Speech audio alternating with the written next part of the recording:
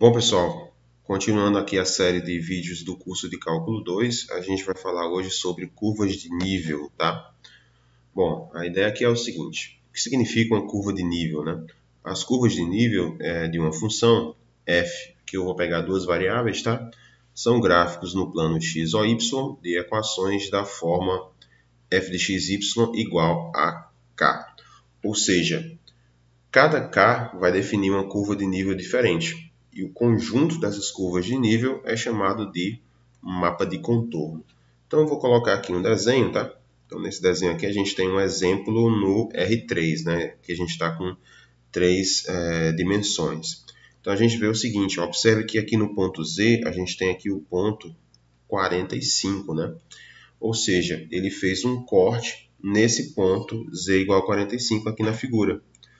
E aí, quando ele faz esse corte aqui, ó, vou colocar aqui em vermelho, tá? Esse corte aqui, ele marca no chão aqui, ó, no plano X, ó, Y, né?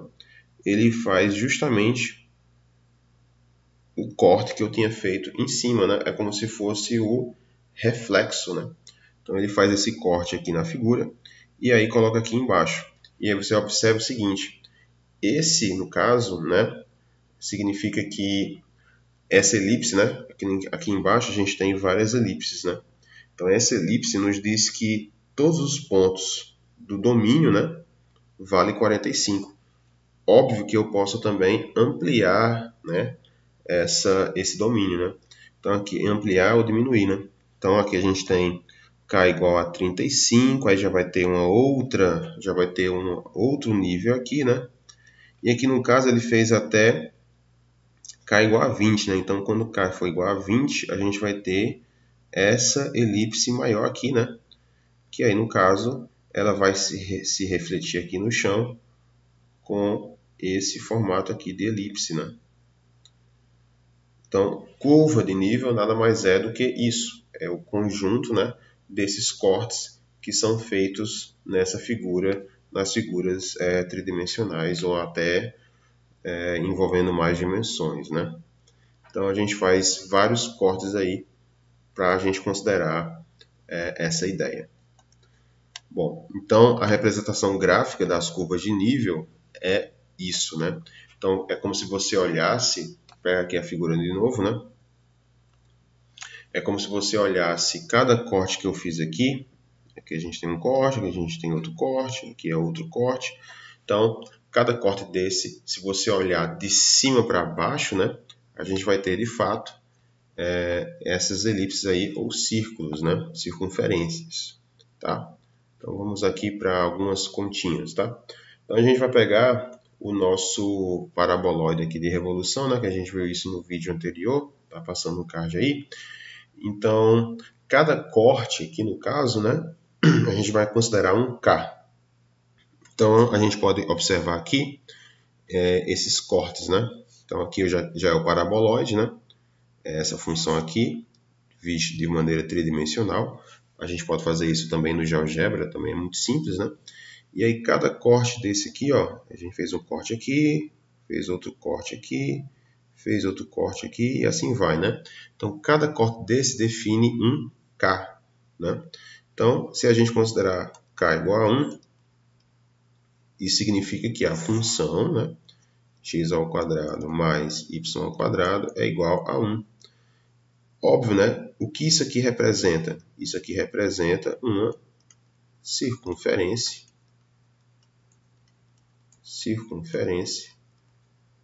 de raio 1. E aí, pessoal, a gente pode ampliar isso, né? Se o k for igual a 2, né? Então, se o k for igual a 2, a gente vai ter a mesma função, só que agora igual a 2. E aí a gente faz a mesma pergunta. O que isso significa, pessoal? Isso representa que figura? De novo, fica fácil, né? Isso aqui é uma circunferência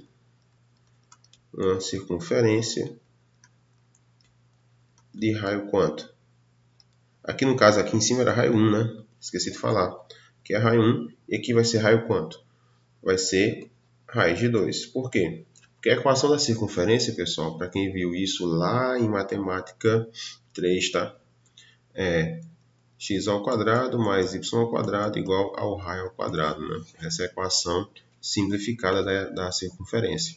Então, como aqui é 2, a gente tem que pensar, então, qual é o raio que elevado ao quadrado vai dar 2. Então, só pode ser raiz de 2, né? E a gente pode fazer isso com outros k também, né? Então, k igual a 3, k igual a 4 e por aí vai. Fica fácil, né? Porque todos os k's que a gente for pegar vão definir, no caso, figuras que são bem conhecidas, né? Que são circunferências, tá? Bom, para que serve isso, né? Então, a gente pode fazer estudo de casos em várias situações. Eu coloquei aqui uma situação específica, que é no caso de geografia. A figura ficou um pouco embaçada aqui, mas representa, no caso, uma montanha, tá? Então, aqui a gente tem uma montanha aqui, né? Uma serra, por aí vai. E é o seguinte, isso no caso é o estudo de topografia, né? A gente pode usar esse conceito de curva de nível, né? Para definir, né? A gente faz aqui vários cortes aqui na montanha, né? Na serra. E aí, no caso, isso vai definir circunferências, obviamente, né? Ou elipses. E a gente pode, então, entender um pouco o processo geológico, né? De formação dessa montanha, né? Bom, então, só para fechar aqui, a gente vai entender a diferença entre uma curva ser de nível, né, e uma superfície de nível, né?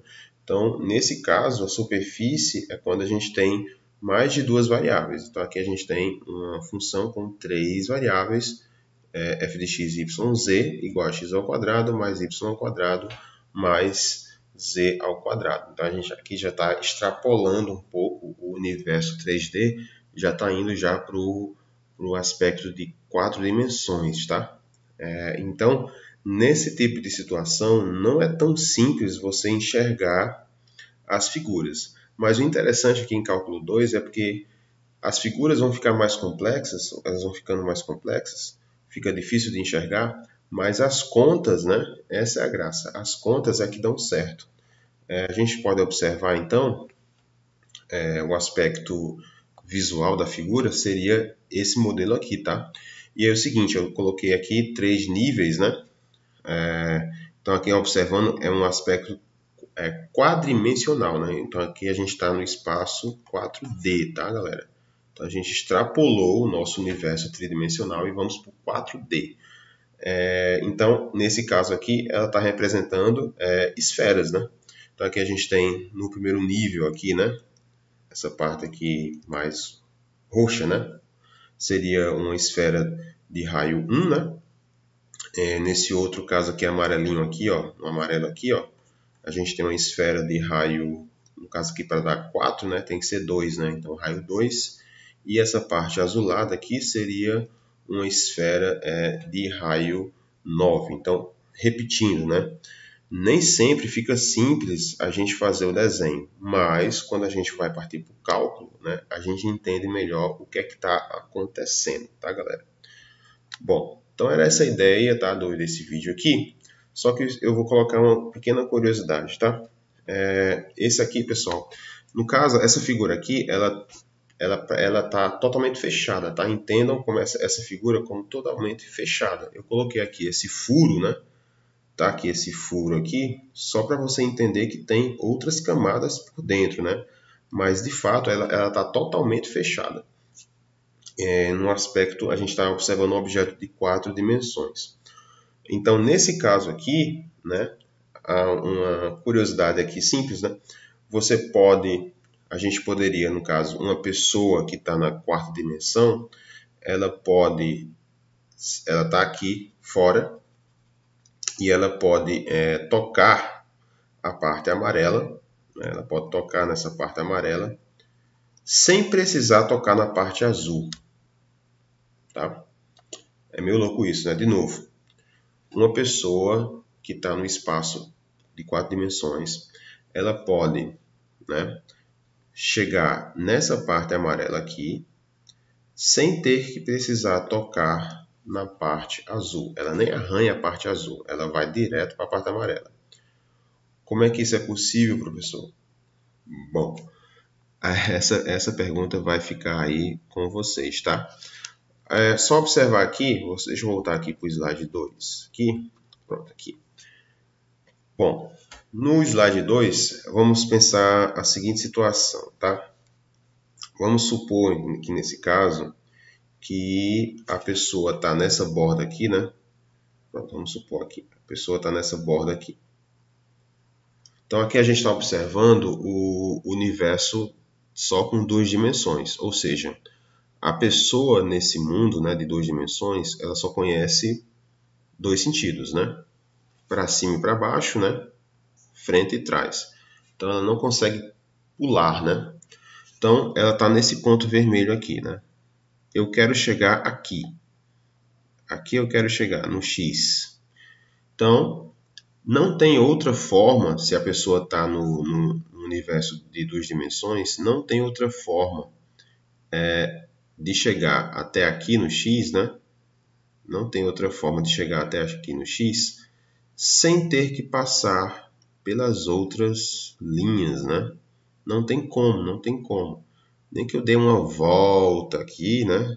Ele vai ter que passar pelas outras linhas, né? Isso se a gente está considerando o espaço de duas dimensões.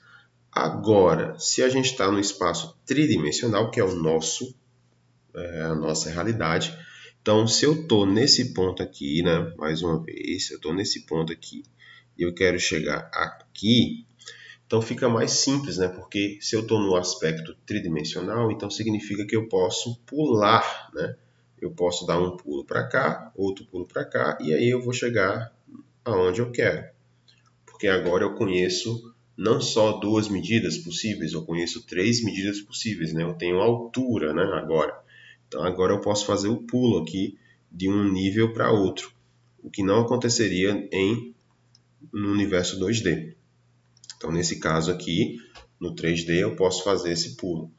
Agora, voltando para a nossa figura, né, de 4 dimensões, a pergunta que fica, né? A pergunta vai ficar: como é que uma pessoa de 4 dimensões pode passar pela parte amarela, chegar na parte amarela, sem precisar chegar na parte azul?